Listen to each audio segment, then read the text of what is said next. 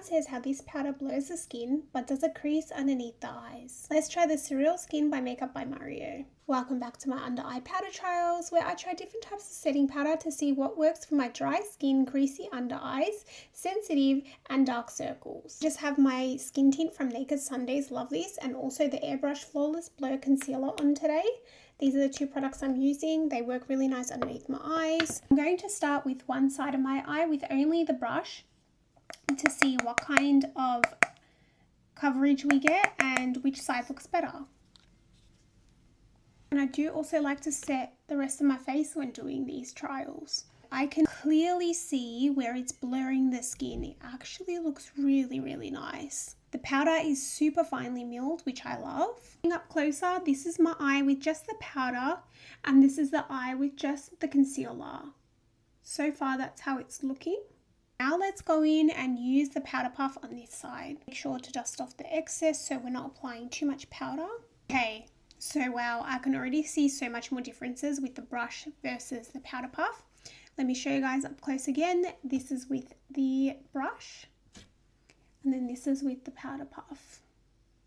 What do you guys think? Clearly, for the brush, I see that it is blurring the skin, but it is super light and it's not cakey at all. I do love it just with the brush. It looks amazing. Now with the powder puff, it adds more coverage and it is blurring, but also it does just emphasize a little bit of the lines, but it is pretty good. I think it's not only blurring, but it's keeping the creasing to a minimum, which is really nice. I do have a lot of sensitive eye issues at the moment, so I have very dry under eyes no matter what I do, and it's super minimal. It's super minimal. This is the worst side of my eye, so it's probably better that we do the brush technique on this side because you can clearly see the line, but it's a very beautiful powder. I definitely think that this powder not only blurs but helps with not creasing the under eye.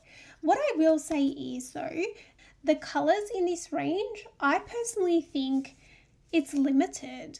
I'm just putting it out there as a makeup artist. I feel like only 5 shades with, you know, no banana shade really and no pink shade is kind of a letdown. I think they need to expand on their powders. But other than that, I really like the powder. What do you guys think? Do you feel like it's blurring underneath the eyes? Would you guys buy the Makeup by Mario setting powder?